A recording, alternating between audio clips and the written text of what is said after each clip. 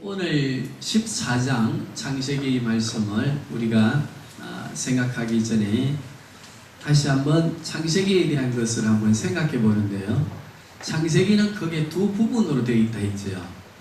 1장에서 몇 장까지요? 11장까지. 그리고 12장에서 50장까지. 그러면 1장에서 11장까지는 무엇을 다루었는가 하면 하나님이 창조하신 에덴 동산, 타락되어진 사람을 통해서 에덴 동산이 무슨 동산으로 바뀌었어요? 호통의 에덴 동산, 신라곤으로 바뀌었지, 그지요? 그래서 에덴 동산에서 우리 인간, 아담과 하와 조상이 쫓겨나고, 그런데 하나님께서 우리 인간들을 다시 불쌍히 여기시고 구원을 해주시기 위해서 계획을 하십니다. 그런데 그 구원의 계획을 인간의 역사에 의지해 보니까 인간은 남에서부터 악함으로 인간을 통해서는 인간 구원의 역사를 만들어갈 수 있었어요? 없었어요? 없었어요. 그래서 바벨탑 사건을 마지막으로 하나님께서 포기하시고 무엇을 계획하셨다고 했습니까? 하나님이 직접 만드신 이루어 가시는 하나님의 나라를 만들어서 세워서 인간을 구원해야 되겠다라고 하는 계획을 세우시고 누구를 불러내십니까? 갈대아 우르에 있는 아브라함을 불러내시지, 그지요? 그래서 아브라함을 통해서 이제 인간을 구원할 구원의 역사를 만들어 가시는데 그것을 무슨 역사라고 했습니까? 구원의 역사 또는 구속의 역사라고 합니다. 그래서 이제 하나님께서 아브라함을 불러내셔서 갈대아 우르에서 불러내셔서 내가 인간을 구원할 나라를 내가 세우겠다라고 약속을 하시거든요. 그래서 아브라함이 그 약속의 말씀을 딱 붙들고 순종하면서 갈대아 우르를 떠났습니까? 안 떠났습니까? 떠났어요. 거기에 누구와 같이 떠났어요? 조카 롯과 함께 떠나게 되었습니다. 그런데 재산이 늘고 이제 좀 풍성해지니까 롯의 하인들과 아브라함의 그 하인들이 목자들이 서로 무엇을 했어요? 그렇지, 그지요? 그러니까 13장에 가보면은 아브라함이 롯을 불러서 이제 네가 나와 함께 나누어지자 그렇게 말씀하시면서 내가 우하면 나는 좌하고 좌하면 나는 우하리라 하셨는데 롯이 어떤 땅을 선택해 갔어요? 소돔 소알 땅을 선택해 갔는데 그 땅이 얼마나 기름지고 좋았던지 물된 하나님의 무엇과 같았더라? 동산과 같았더라. 그러나 그 소돔에는 악함이 너무 관영해서 누구의 심판이 곧 있을 도성이었습니까? 하나님의 심판이 있을 도성이었지, 그지요? 그런데 이제 오늘 14장에서는 무엇을 말씀해 주시는가 하면 소돔을 멸망하기 전에 하나님께서는 징조를 보여주셔요. 어떤 징조를 보여주시는가 하면 롯이 소돔 땅으로 이제 가서 거주할 그때에 그 주변의 왕들을 일으켜서 전쟁을 하게 됩니다. 그런데 그 전쟁에 누구도 잡혀가게 됩니까? 롯도 잡혀가게 되지요. 성경을 좀 읽고 오시면 엄청 쉬울 텐데 이게 처음 듣는 말 같이 되어서는 안 됩니다. 그러니까 아브라함이 기르는 군대 이게 가신들을 318명 훈련된 군대를 보내어서 어찌합니까? 그 롯을 잡아갈 그 주변의 왕들로 연합되어진 연합군들과 싸움을 해서 이기고 어떻게 하지요? 롯을 구해냅니다. 그리고 롯을 구해내고 이제 돌아오는 길에 오늘 본문의 말씀을 보니까 누가 나와요? 멜기세덱이라고 하는 살렘 왕이 나오는데 그 살렘 왕 멜기세덱이 승리하고 돌아오는 아브라함을 축복하고 그리고 기운을 차릴 수 있는 전쟁에서 힘을 소진했기 때문에 차릴 수 있는 기운을 낼 수 있는 뭘 준비했어요? 음식을 준비해서 먹이고 새 힘을 얻게 하고 그리고 아브라함을 축복합니다. 그런데 오늘 여기 본문의 말씀 보니까 축복하는 멜기세덱이 어떤 왕인가에 대하여 상세하게 소개하고 있지, 그지요? 그러면서 이 멜기세덱에게 아브라함이 무엇을 드립니까? 전리품의 10분의 1을 그 왕에게 드립니다. 그것이 오늘 이제 본문의 말씀이고, 제목을 제가 무엇으로 정했어요? 아브라함이 드린 10의 1조.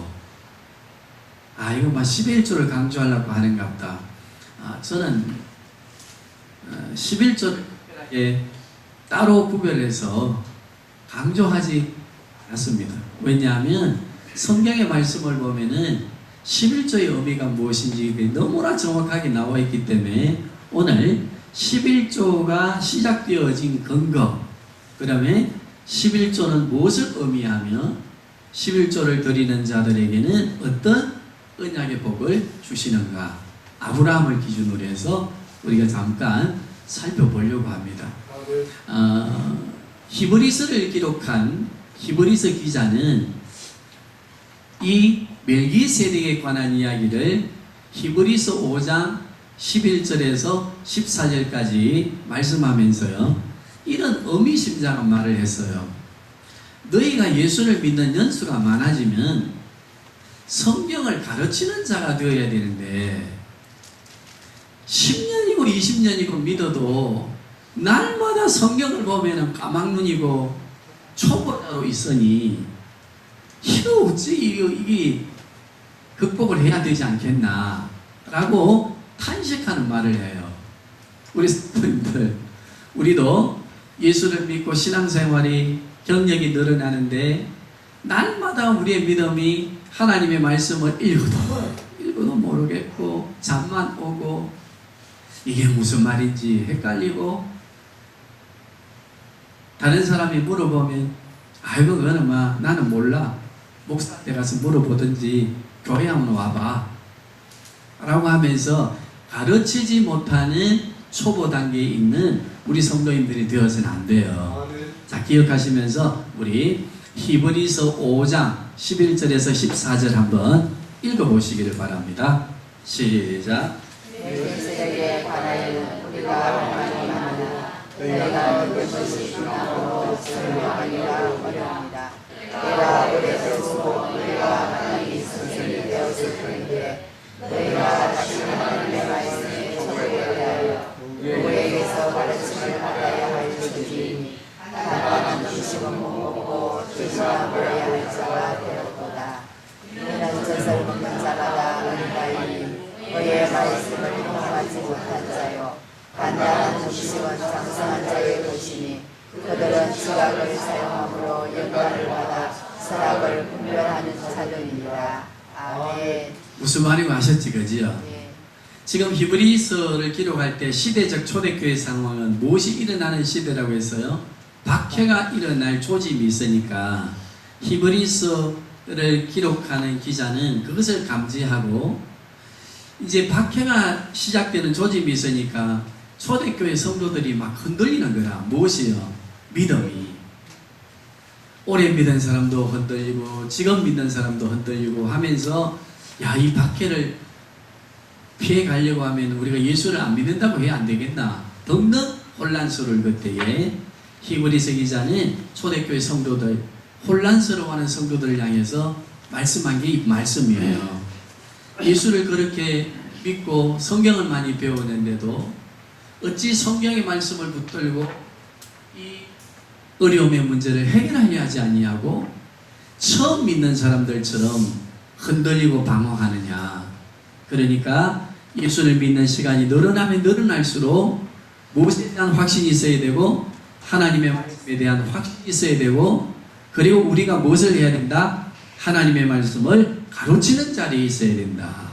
날마다 초보의 자리에 있어서는 시대가 악하고 어려운 문제들이 생기면 그것을 이겨낼 수 있는 힘이 생긴다, 안 생긴다? 힘이 생기지 않는다. 그러므로 성경을 많이 알고 또 공부하고 신앙을 생활하는 것이 늘어나면 늘어날수록 연수가 더해가면 더해갈수록 성경을 가르칠 수 있는 수준으로 가야 된다. 말씀해 주셨어요.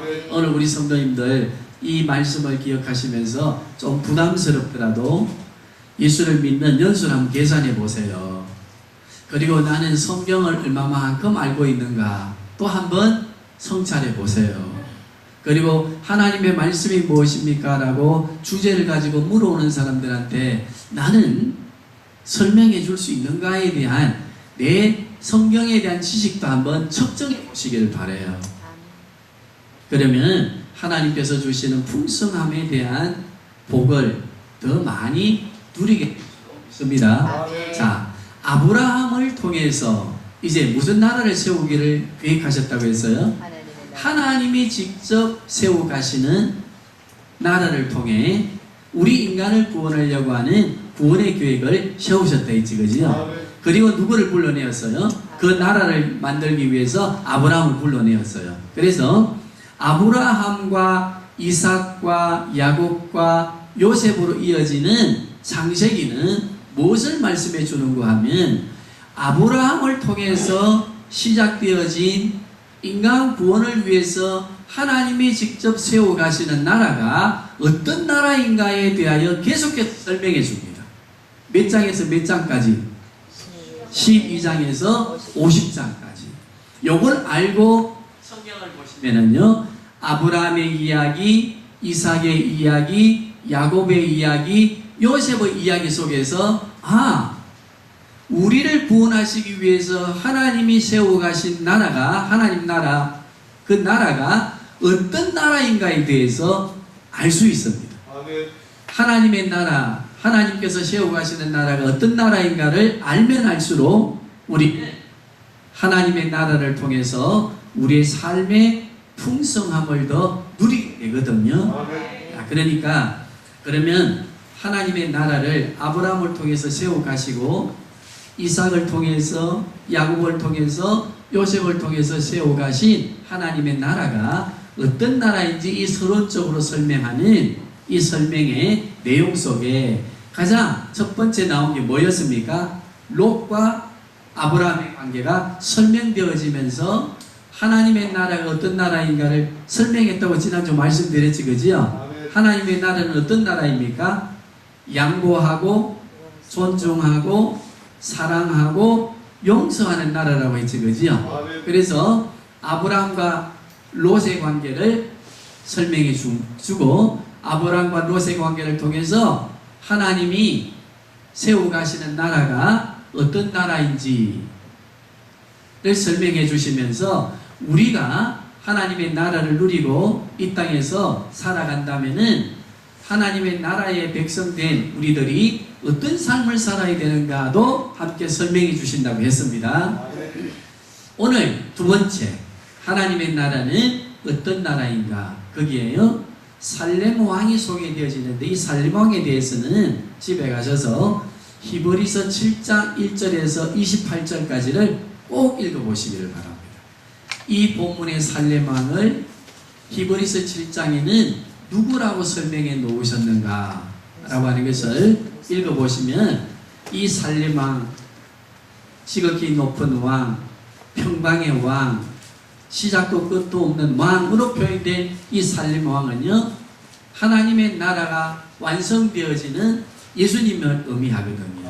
그러니까 그것을 한번 읽어보시기를 바라고, 오늘은 두 번째 하나님의 나라가 어떤 나라인가를 설명하는 이 사건, 멜기세덱 왕에게 뭘 드렸어요? 11조를 드린 이 의미가, 이 사건이 하나님 나라의 무엇을 우리에게 설명하고 하나님 나라 백성된 우리가 어떻게 살아가야 되는가를 설명해 주시는가 한번 살펴보겠습니다. 첫째, 11조는요 무슨 관계인가 하면 하나님의 나라는 지금 우리가 예수님을 통해서 이 땅에 주어진 하나님의 나라가 완성이 되었는데 그 완성된 하나님의 나라, 예수님을 통해서 완성된 하나님의 나라는 또 아브라함을 통해서 시작되고 예수님으로 완성되어진 이 하나님의 나라는 어떤 나라인가에 대해서 11조는 설명합니다.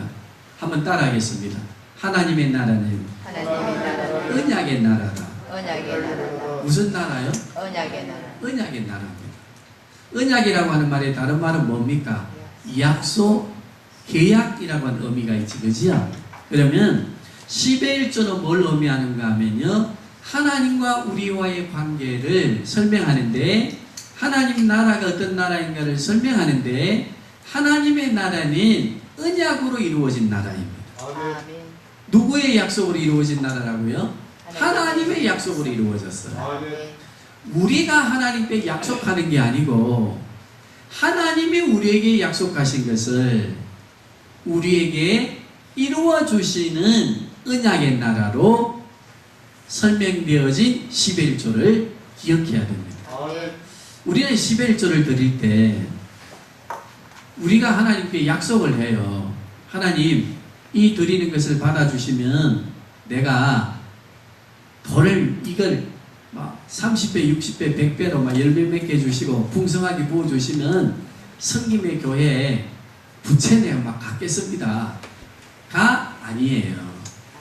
무엇이라고 했어요? 11조가 하나님이 우리에게 약속해 주신 언약에 관한 하나님의 나라를 설명하는 거거든요. 그러니까 10의 1조를 드리는 사람들이 왜 복된 사람들인고 하면 누구의 약속을 받은 자들입니까? 하나님의 약속을 받고 하나님께서 약속하신 복을 누리는 권세를 가진 자들이기 때문에 10의 1조를 드리는 백성들이 하나님의 백성들이 위대한 겁니다. 아멘. 복된 사람들입니다. 아멘.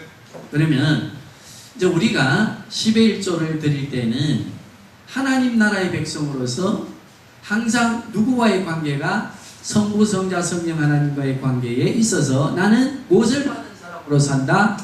약속을 받고 약속이 하나님의 은혜에 의해서 이루어지고 있음을 믿는 선택된 백성으로 산다고 하는 것을 항상 기억해야 됩니다. 아멘. 10의 1조를 드릴 때 중요한 건 뭡니까? 한 달 밖에서 내가 갖고 뭐 뭉텅거려서 10분의 1 드리는 그 개념보다는 일하는 그 일하는 수고에 땀을 흘리는 시간마다 하나님과의 언약적 관계를 생각하면서 내가 언약의 백성으로 살아가는 그 삶의 의미를 항상 기억하도록 하시는 예물입니다. 아멘. 우리는 한 달 동안 하나님 은혜 잊어버리고 열심히 일하고 아니면 결산했을 때 수입이 있을 때 그걸 가지고 10분의 1을 드린다는 개념이 아니고 무슨 개념이라고 했습니까? 나는 하나님과의 무슨 관계에 있는 사람이다?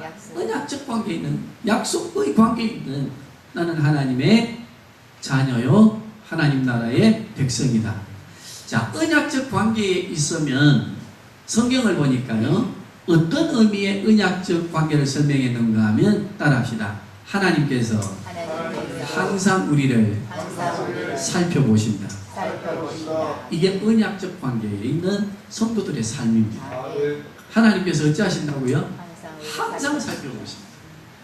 뭐까지 살핍니까? 우리의 마음까지, 생각까지 살핍니다. 보고 계십니다. 이 언약의 관계를 인정하고 순종하는 것이 무엇인가 하면요 11조 예물입니다. 10의 1조를 드리는 우리는 항상 당당해야 됩니다.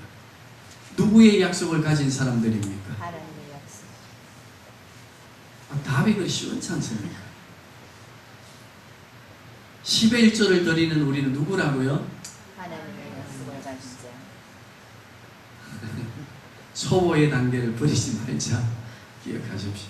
두 번째, 11조는 아브라함에게 하나님의 나라를 시작하면서 이 드려진 10의 1조가 무엇을 의미하는가? 두 번째는요, 따라하겠습니다.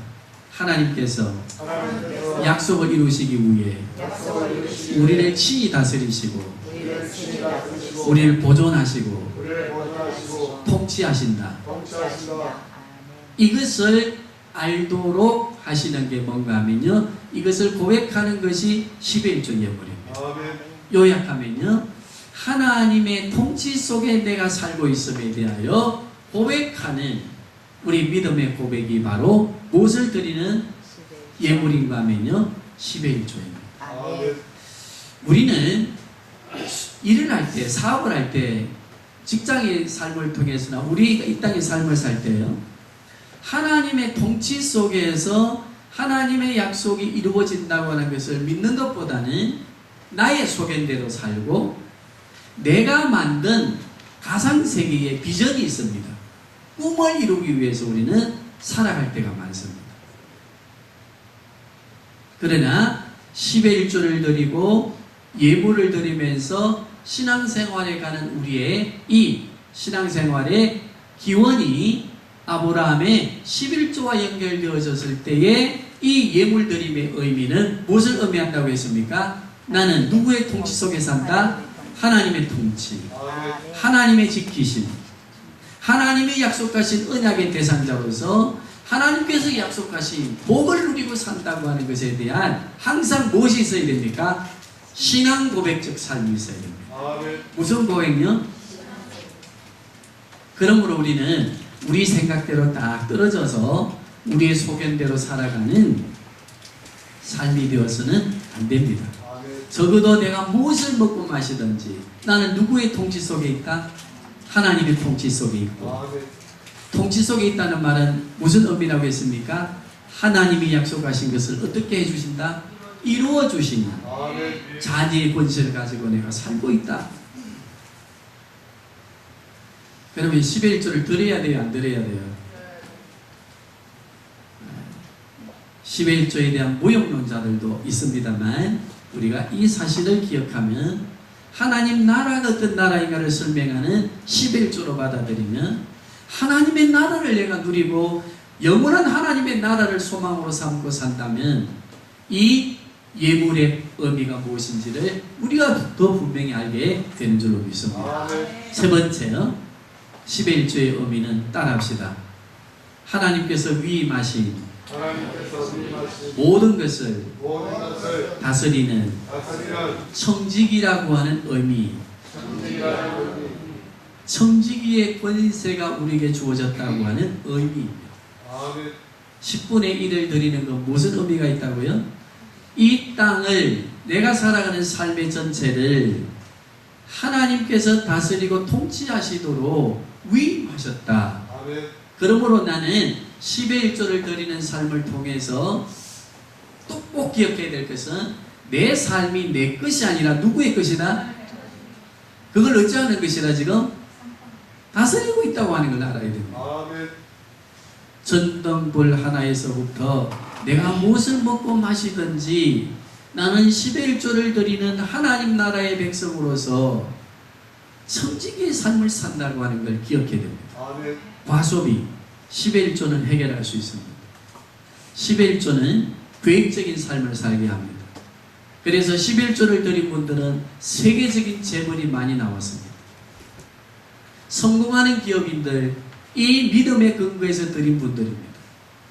다 그 실패와의 밑바닥에서 하나님의 말씀을 다시 붙들고 이 언약을 내가 놓치고 살았구나. 하나님 앞에 11의 1조를 드리며 살아야 된다고 하는 고백을 가지고 일어난 기업인들이 너무 많습니다. 우리 성도님들, 10의 1조의 세 가지 의미를 꼭 기억하십시다. 첫째가 뭐였습니까? 언약의 개념입니다. 두 번째가 뭡니까? 통치에 순종하는 개념입니다. 어떤 순종의 개념이라고요? 약속하신 것을 어찌하신다? 이루어 주신다. 믿습니까? 믿습니까? 이거 믿어야 됩니다. 아멘. 그리고 적어도 내가 오늘 살아가는 것은 예물을 드리고 하나님 앞에 예배하며 살아가는 예배자의 삶은 무슨 의미가 있다? 청지기적인 의미가 있다. 관리하십시오. 건강도 청지기적인 관리가 되어야 됩니다. 마음도 청지기적인 관리가 되어야 됩니다. 물질도 그렇습니다. 생각도 그렇습니다. 기업도 그렇습니다. 먹고 마시는 것도 그렇습니다. 관리자로 하십시오. 저 요새 뷔페점에 가면 음식을 안 남기려고 애를 씁니다. 왜 그럴까요? 관리자이니까. 갖고 와서 돈만 8,000원 내는 것만 동일하다. 막 남기고 가든 먹고 가든 얼마나 많이 남기면 5,000원 벌금 써붙여 놨겠습니까? 그러나 우리는 그걸 써붙여 놓지 않아도 어째야 됩니까? 먹을 만큼. 관리자입니까? 관리자 아닙니까? 관리자입니다. 우리는 모든 것에 무엇이 되어야 된다? 하나님의 것을 위임받은 관리자라고 하는 이 우주 만물을 다스리는 청직이라고 하는 것에 대한 인식이 새로워져야 됩니다. 아멘. 길을 갑니다. 휴지가 떨어져 있습니다. 이거 뭐 청소하는 사람들 할 낀데 뭐. 그냥 가야 되겠습니까? 주워서 쓰레기통에 넣어야 되겠습니까? 주워서 쓰레기통에 넣어야 돼. 왜 해야 됩니까? 우리는 하나님. 예절과 어떤 윤리성을 떠나서요. 우린 적어도 누구입니까? 청지기들입니다. 아멘. 길을 갑니다. 지정한 게 있습니다. 그러면 우리가 어떻게 해야 되겠습니까? 정리하고 가는 우리의 희생이 있어야 되는데 그 희생은 무엇을 의미한다고요? 청지기적인 관리자의 의미를 갖는다. 이 구조를 이해하고 우리가 살아간다면 11조와 하나님의 나라를 이해하는 성도들로 이 땅에 가득 차 있다면요. 이 법이 필요 있을까 없을까? 나 법 필요 없다고 봐. 그거 옆에 버젓이 딸고 빵빵거리고 두털거리고 신호등 예사로 어기고 그래서 새벽 기도를 조심해야 될 차량 1순위가 뭔지랍니까? 무법천지 교회 차량입니다. 무법 차량. 오죽하면 무법 차량으로 되겠습니까? 새벽 기도에 우리는 안 하지만 막 실로 다니니까 그러면서 막 아무도 안 본다 하고 막 차량 없제 막 무법 불법을 저지르는 차가 되어 있는데 이 말씀을 기억하고 우리가 청지기가 된다면 우리의 삶의 전체에 따라합시다. 법이 필요 없다. 법이 필요가 없으면요. 법을 만드는 데에 간접 자원이 얼마나 든 줄 아십니까?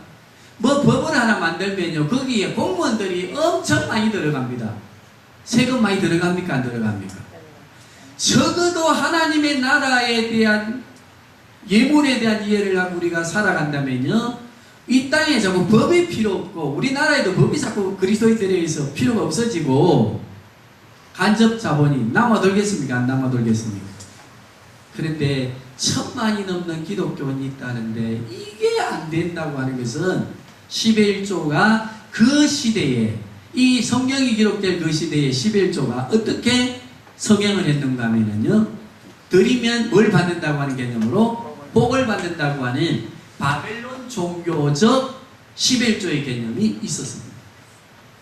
그런데 모세는 멜기세덱에게 드린 11조에 대하여 설명하면서 그것과 다른 하나님 나라의 개념으로 11조를 설명하고 있고 히브리서는 그것을 말씀해 줍니다. 아멘. 완전히 다릅니다.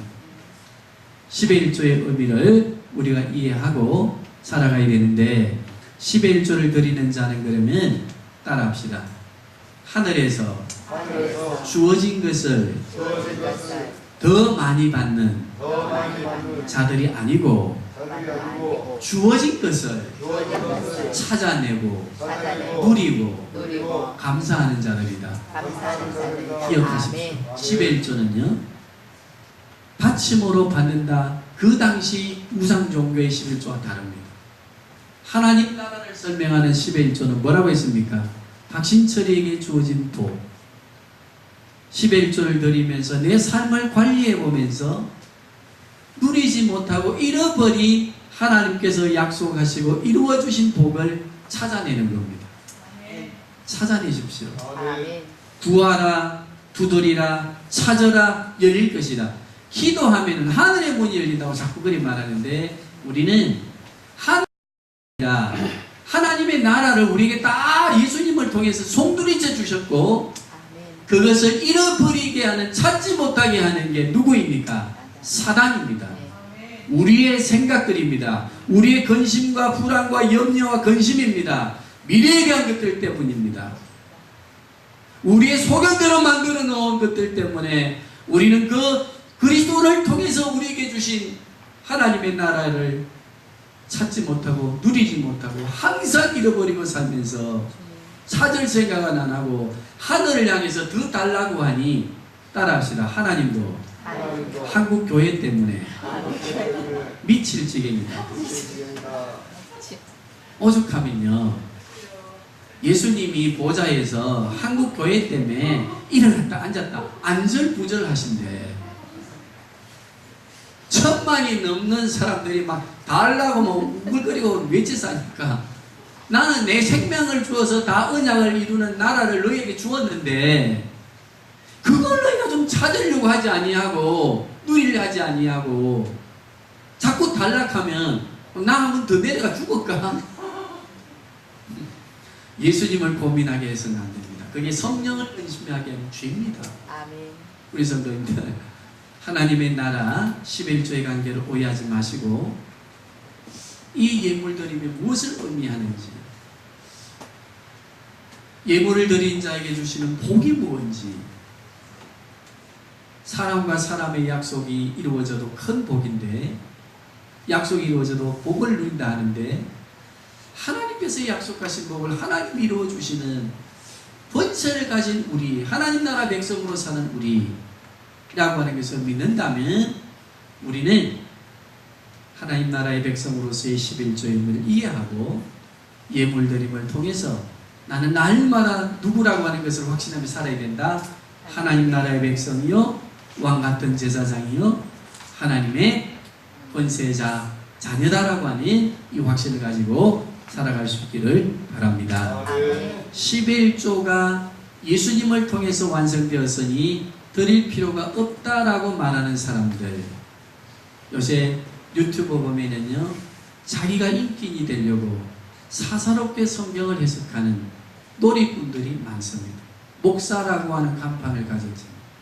그러나 하나님의 나라의 개념으로 11조를 보면은요, 예수님이 이 땅에 오셔서 완성하셨고